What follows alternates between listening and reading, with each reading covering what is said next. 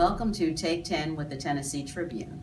I'm Sandra Weaver. I'm the editorial director for the Tennessee Tribune. And today we are at St. Anselm's Episcopal Church here in Nashville. And we're talking about lynching. And there was recently a plaque dedicated to 3 people who were lynched in Davidson County. So I'm here with the pastor of St. Anselm's, Reverend Cynthia Seifert, and two members of the Anti-Racism Diocesan Task Force, Johniene Yes. and also Bill Gittens. Welcome. Thank you all for joining me. And what I wanted to do was have a conversation with you all about how it came to be in 2017 that we dedicate a plaque to those people who were lynched in the late 1890s, 2 who were brothers and 1 who was lynched in 1924, and how all of that came to be. And I'd like to start with you, Reverend Seifert, a little bit to talk about the Episcopal Diocese of Tennessee and the committee that was formed, and then how did it come to be dedicated here at this church? Well, this is a story that has many parts, but I will try to be concise.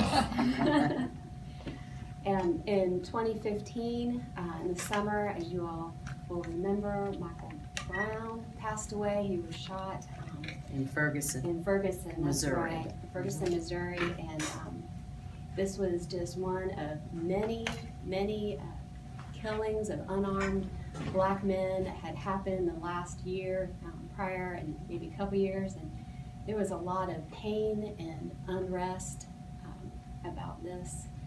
And a certain woman named Johniene came to me in distress, and we got to do something. Without a doubt. We got to do something. Mm-hmm. And we talked about it and suggested a diocesan resolution to present to the annual diocesan convention in January of the following year. of 2016. Right. And so you felt it was important that this church here in Nashville do something, because Nashville at that point really was not having the same issues that we were seeing across the country. Exactly. But you still felt it was important that there's a statement. Well, I felt more so than this church, because this church has a very strong civil rights history that has a legacy in the civil rights era. I was thinking in terms of my denomination.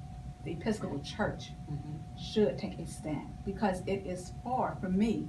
The Episcopal Church is more about rationale, about reasoning, about understanding, education. All the benchmarks that we take that we know are needed for us as a people to progress and to advance, and for this country to give a solid front, a moral front to the world. I was very irate. Okay. All right. My church was quiet. Okay. That it had not taken, like the AME church had taken a stance. But my church, Your Episcopal my church. Episcopal church The was diocese. The The diocese. Nashville church Yeah. is very active. But we didn't hear of it. It was Right. quiet at that time. We did Right. not hear. Okay. And I wanted my church to take a stand, to be heard. Okay. And that's when I shared my angst with Cynthia. She was mad. It wasn't angst. Okay, she had one of those Rosa Parks moments. Okay. Okay, I was mad, and she gave me this resolution, and she said, "What do you think?" I said, "It's too mean, Johnny. Let's tone this down a little bit."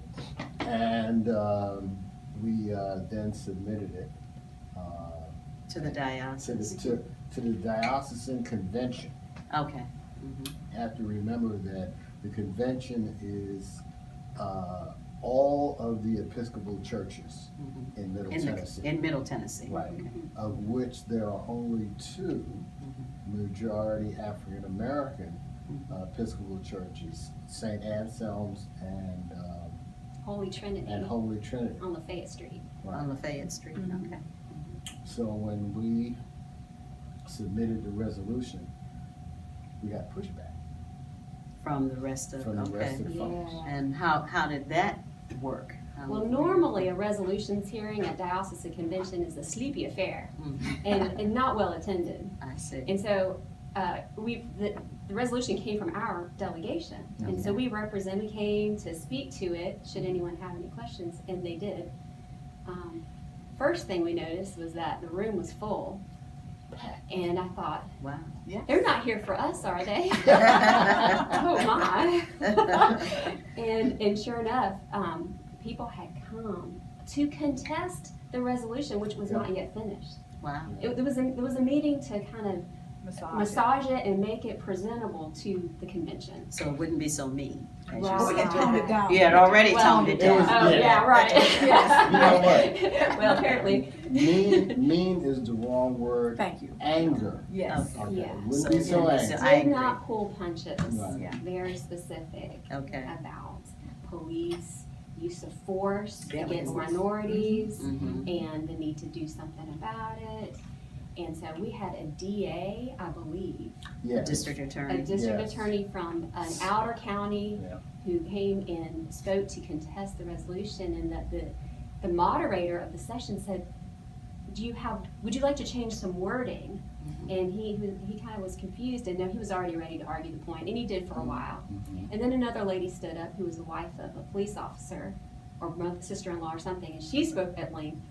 And finally, he was able to communicate to everybody, no, we're not trying to argue this yet. We want to get the language right. Right. And so a lot of people in support stood up and said, well, let's change this, let's change that. And they took it back and they brought it to the second hearing, much changed. Yes. Okay, But they had But communicated more with acceptable. us. It was acceptable. okay. And And with the so changes that you they were made, I happy agree. with, okay. you Well, I agree. wanted to get it through, Okay. and that was the main point. It had to be heard. Mhm. And I was glad that it was discussed, because that means that we are thinking. And having a conversation. Exactly, and that's the most important thing. Yeah. And we achieved that. A little Great. bit, And more. and more. Yes. And more. And that was just. Clearly more. Exactly, that was just the Like it's- bud, the Okay. seed that had to be germinated, Okay. and it was. And it's grown from there. And, all right, so how has it grown? What happened after? So now it's approved, and what happened? It passed, Next. didn't pass unanimously. Unanimously. Oh, it did? Yes. After all that? And that's the Okay. first time in the history of this diocese, I think. I'm not sure about that, but Okay. it may be the first resolution on race Right, to definitely, come before the convention. definitely. But it asked several things of the churches. Okay. The churches basically agreed, well, we're going to preach and teach about racism, the sin of racism, and how it impedes our growth towards holiness. And we're going to have continuing education forums. Mhm. We are going to encourage the meeting of communities, the police, meeting with communities to build relationships. And I don't remember what all else it said. But after We're that, gonna have a day of intention Right. A day of intention. where the subject of every sermon given in the diocese, that they would be on the sin of racism. Oh, I see. Okay. Mhm. Okay. And has that happened, or when Yes. was Yes. it? Okay. we did. Okay. We had an ad hoc committee that kind of bubbled up because our own church, we had realized that we had not yet taken steps. Sometime in May, this happened in January. In May, we realized we better get on this today. Okay. And Okay. so a few other churches gathered with us, and we brainstormed and presented some ideas to the bishop, Mhm. including the day of intention. And then the following year, we presented the same resolution and added, would the bishop please create a task force? Okay. And that's how Right. the anti-racism task Right. force came to be, of which you were a co-chair. Right. Mr. Gittens. Right, and the task force was necessary because if we were to have any change at all, we needed a budget. That's important. So that means support from the whole diocese. Right, Yeah. right, and the bishops. And the Yeah. bishop. Okay, And he gave us what we asked for. great. Okay. Okay. And then out of that budget came the money for the plaque and research Right, Right. into whose name should go onto the plaque. right. And did you do the research? No, I did not. Natasha Dean. Who's a She- member? who's a Who's member of the task who's force, and the she's other co-chair. The other co-chair. Okay. She did it was a lot of work that went into it, Mhm. and really, I did not have the time to do it. I could not dedicate that much time to it. And since she's retired, Mhm. she took it and went full steam ahead. And Yes, did she a did. wonderful, document on the lives. Well, the circumstances surrounding their lynching, Okay. their murder. Mhm. And we haven't published, we haven't, she's done a good job. We are finishing up with it now. Some little, reviews, minor reviews as it relates to grammar Okay.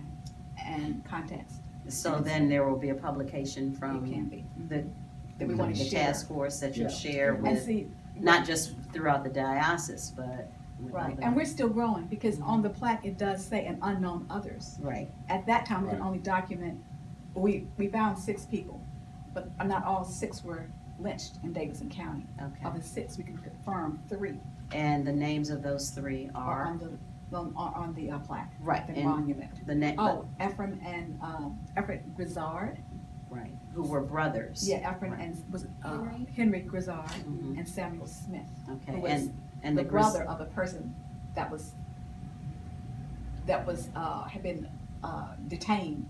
Okay, He got, the brother got lynched Okay. instead of the detainee okay, got lynched. all right, and so the Grizzard. Grizzard brothers were lynched in 1892, Mhm. and, About 3 weeks apart. about 3 weeks apart, which was, Yeah. that's very sad. And they were all And- teenagers. Oh, yeah. So the plaque ended up being dedicated on June 7th, Yes, 2017. yes. And it was part of, it really was the very opening of the Christian Scholars Conference, That's right. which was based at Lipscomb, but there was a service at Fisk Mhm. on the Memorial Chapel, Mhm. I believe, and then people walked over Mhm. from the chapel to St. Anselm, and I think you said there were over 200 people here? Yes. Yes. Who were here Yes. for that All dedication? in the Yes. street, and we were happy Yeah, that it had received so much publicity. great. And what happens now? What's next? We want to continue.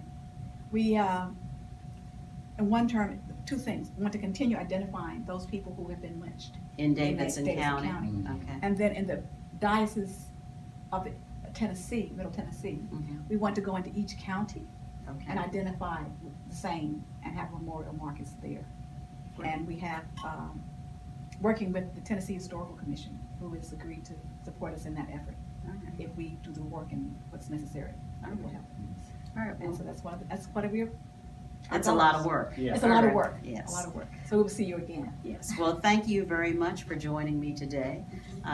We have Mr. Bill Gittens, who's co-chair of the Anti-Racism Task Force, Johniene Thomas, Yes. and Reverend Cynthia Seifert. And thank you for joining us. I'll see you the next time.